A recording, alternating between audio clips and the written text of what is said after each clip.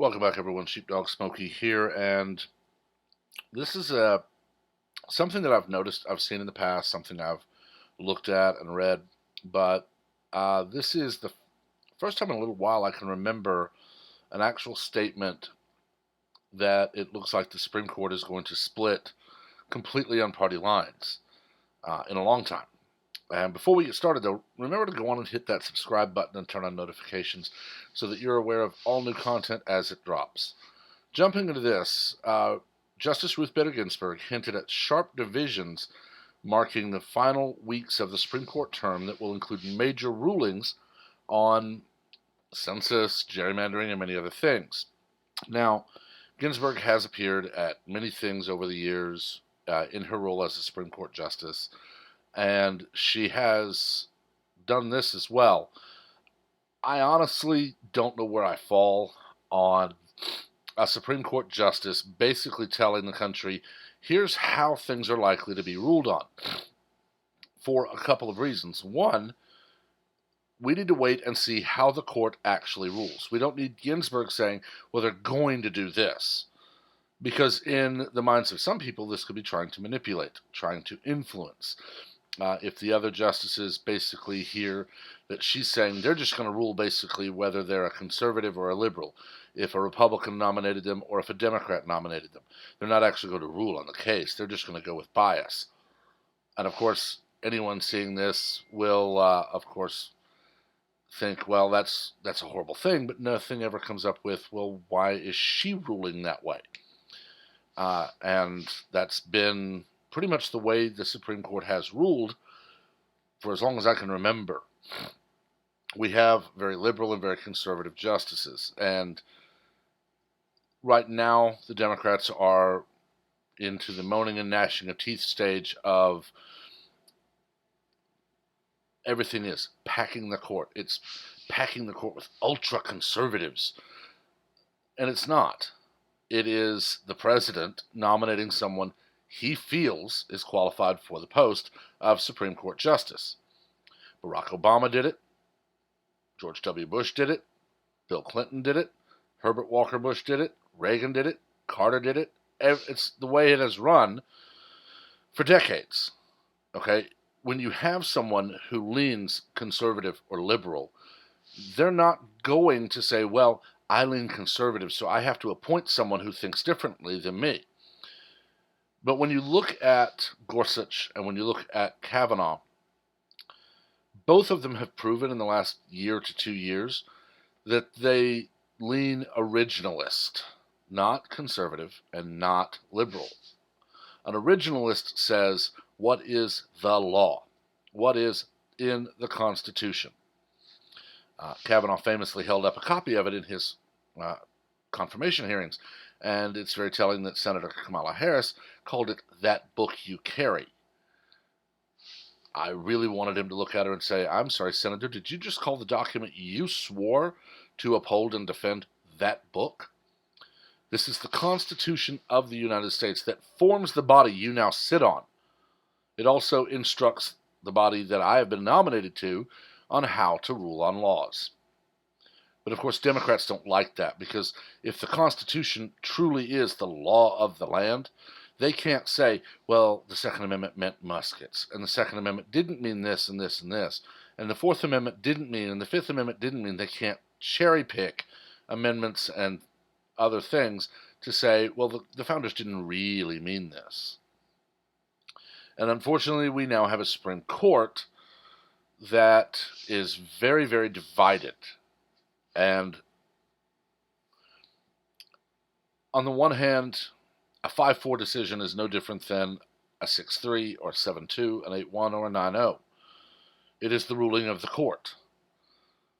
But a 5-4 ruling is, in my mind, an invitation for Congress and just private citizen attorneys to start attacking a decision. Let's say the 2020 census question is ruled on as 5-4 in favor of the citizenship question. That's going to send Democrats into a tailspin, and their 2020 nominees will instantly begin. This was not a judicial decision. This was a political decision, and it was conservatives just obeying Trump. On the other hand, if it goes against in a 5-4, they'll crow that justice was served and the Supreme Court fulfilled its duty. It's worrying, honestly. But it's also telling that in the last couple of years we've had 2 new justices, both of them rather conservative, but also very much originalists. And now we have these issues going before the court. You see, until just not horribly long ago, we asked the census asked if you were a citizen. It did not, when someone said, well, no, I'm not, it did not result in jackbooted thugs dragging them out of their home in the middle of the night to be tossed over the border. The census is done mostly by mail or electronic means, or it is the beleaguered government worker that's not paid near enough having to track down homes that haven't answered to go knock on the door and ask the questions. Honestly, they're just doing a very tedious job. They don't care what your answers are. They're checking a box. And when they say, are you a citizen? Yes or no? How many people live in your home? What is your average income? Blah, blah, blah. That's all it is. We have other issues before the court that, honestly, I don't know how they ended up getting here. A great example would be gerrymandering. Districts are drawn up based on population. It's how they always have been. It's how they always will be. And one side or the other, when they see a district that has been redrawn and instantly goes blue or instantly goes red, they start screaming, gerrymandering, gerrymandering. They don't think to look at where in the state that district is. An example would be California. If you have a district in or near San Diego, Los Angeles, San Francisco, Sacramento, and you draw it just based on population centers, there's a very good chance it's going to go blue. Those 4 areas are more liberal than other parts of the state. Now let's say you have a district that's roughly halfway from LA to San Francisco, but far on the eastern side of the state, very rural, very agricultural. And it's drawn based on the population, and it goes red. There's no surprise there. Agricultural, rural tend to vote Republican. They tend to be conservative. And this is what, of course, both sides, when they argue this, want to stop.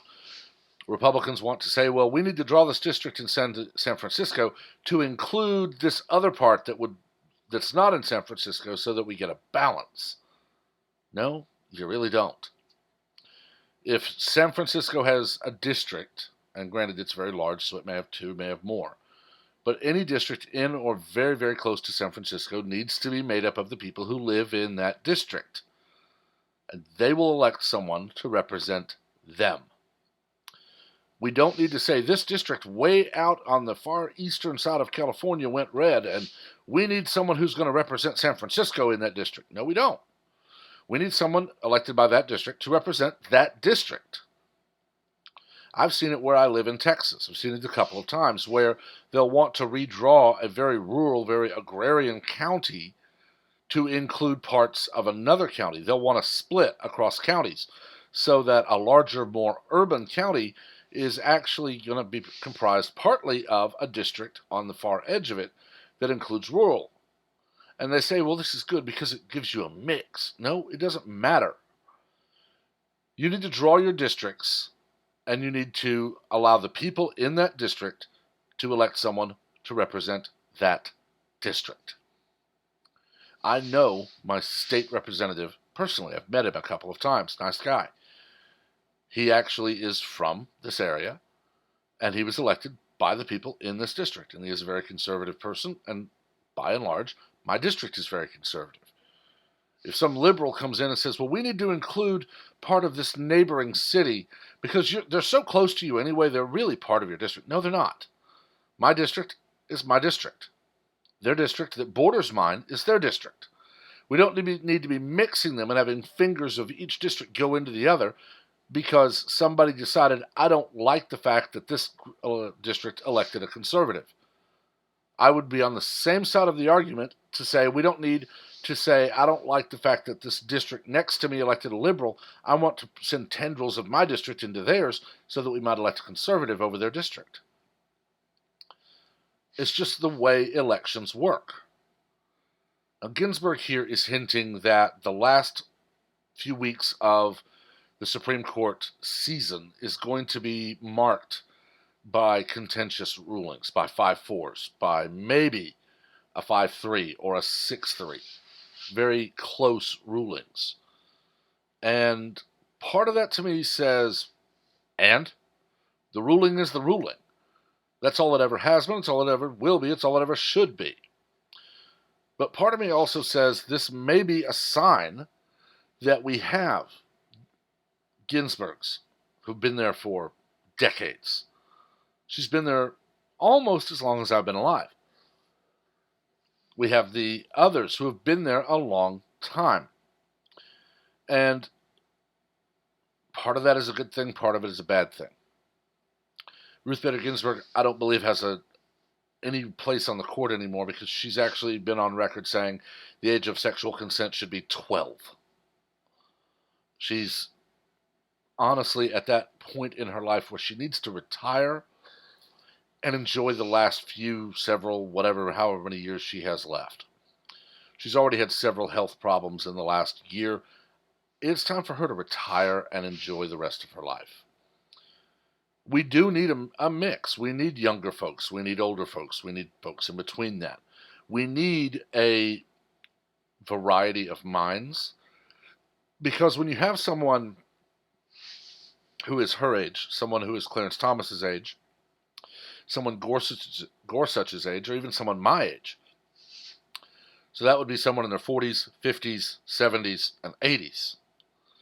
When you have that difference of minds, you spark debate, or at least you should.